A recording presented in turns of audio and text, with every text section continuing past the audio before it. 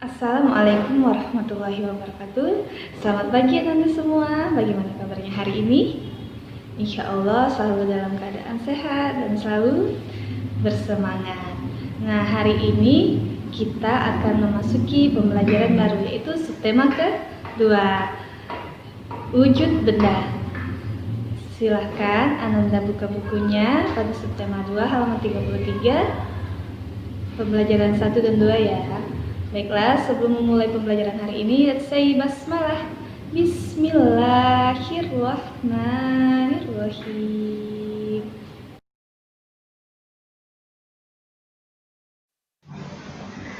Benda-benda di sekitar kita mempunyai berbagai wujud.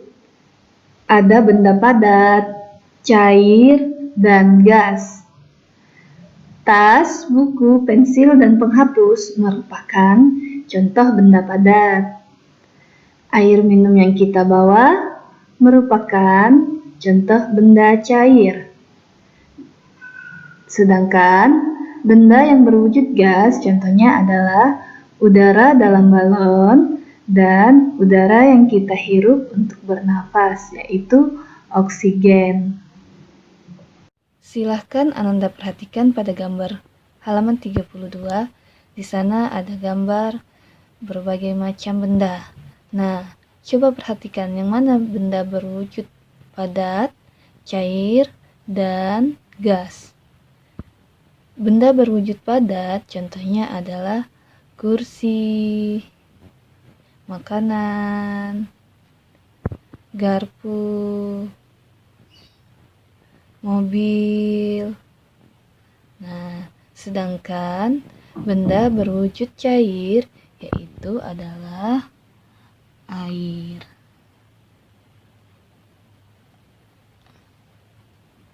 Dan benda berwujud gas adalah balon. Tapi perlu diingat ya, bukan balonnya.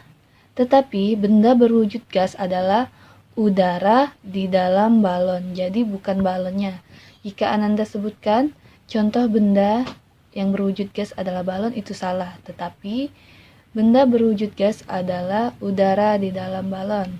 Selain itu, benda berwujud gas adalah udara yang kita hirup untuk bernafas atau oksigen. Setelah mendengar penjelasan barusan, silahkan Ananda buka halaman 34. Di sana ada tabel benda padat, benda cair, dan benda gas. Silahkan Ananda isi contoh-contoh benda padat, benda cair, dan benda gas di dalam buku tematikmu ya. Pelajaran selanjutnya yaitu massa dan volume benda. Tentu kalian masih ingat kan, salah satu ciri-ciri benda yaitu memiliki massa atau berat.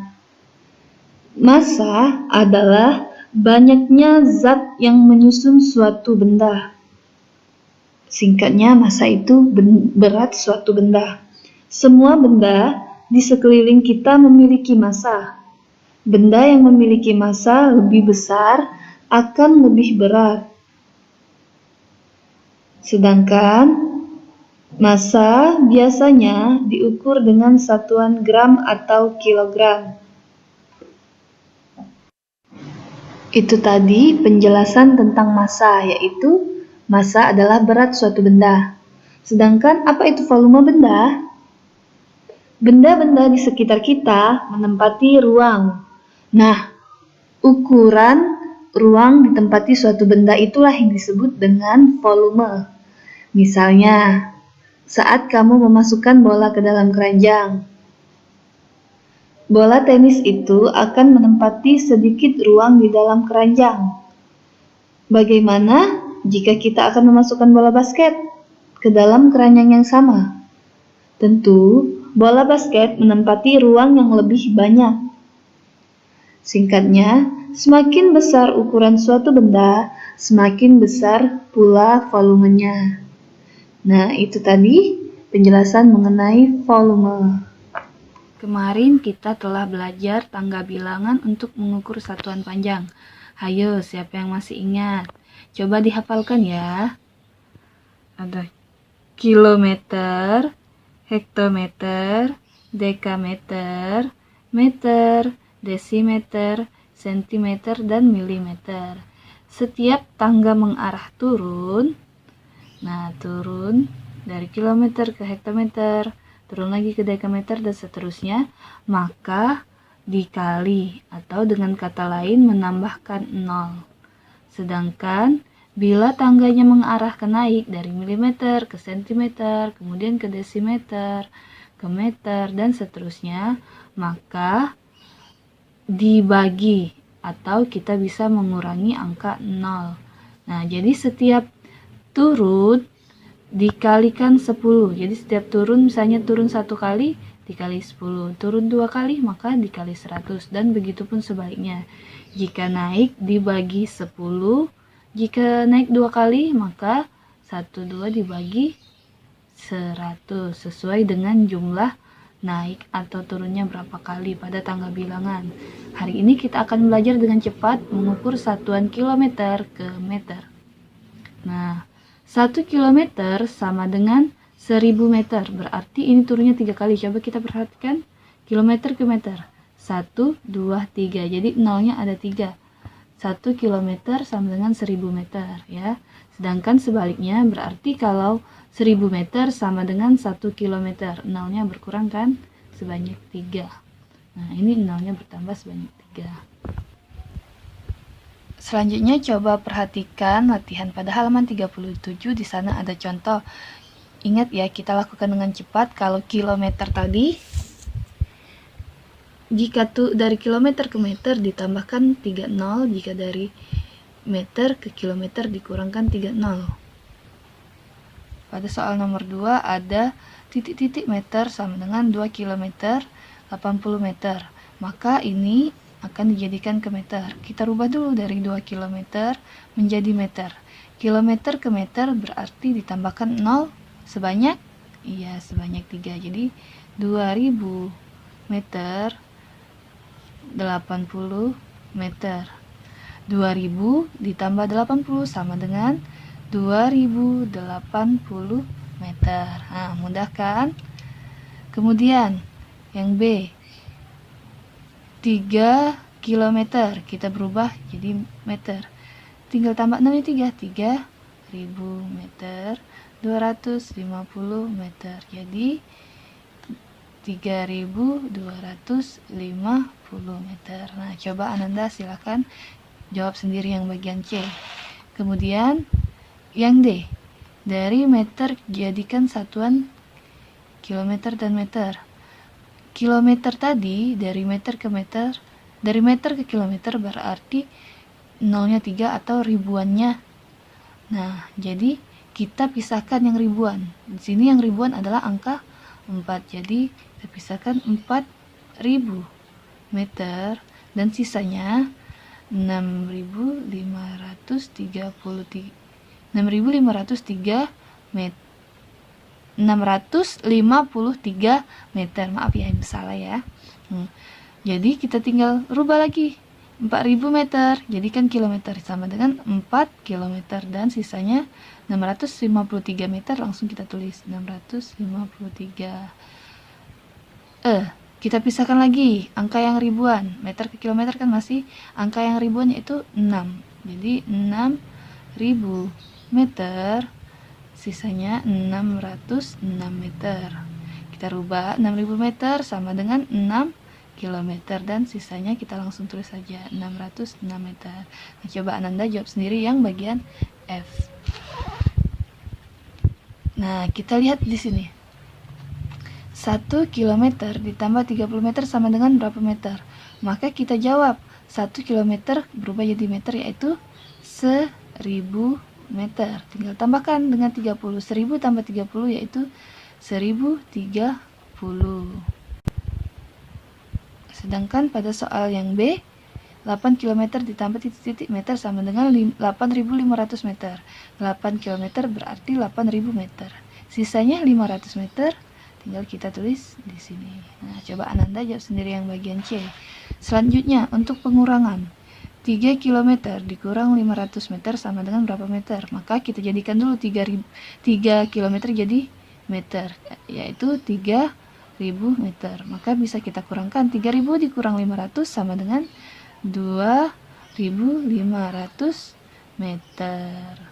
Dan yang ini, titik-titik kilometer dikurang 600 meter sama dengan 5400 meter. Berapa kilometer dikurang 600 meter menghasilkan 500 meter. Nah, Anda perlu diingat ya, jika ada pengurangan yang di depannya angka kosong, nah yang perlu dicari ini berarti angka setelah pengurangan ini kita tambahkan dengan angka hasilnya. Jadi 600 meter ditambah 5400 meter hasilnya kita tambahkan. Jadi 6000 meter. Maka kita dapat ini. 6000 meter jadikan kilometer sama dengan 6 kilometer. Benarkah 6000 dikurang 600 sama dengan 5400 meter? Nah, sedangkan bila kita lihat pada bagian F, yang kosong adalah sesudah pengurangan dan ada hasilnya. Maka angka yang dikurangkan yaitu 7, langsung kita kurangkan dengan hasil ya. Yang ini yang di depan kita kurangkan dengan yang hasilnya dikurang. Langsung saja, 7 dikurang 5 sama dengan 2 kilometer. Artinya berapa meter? 2000 meter.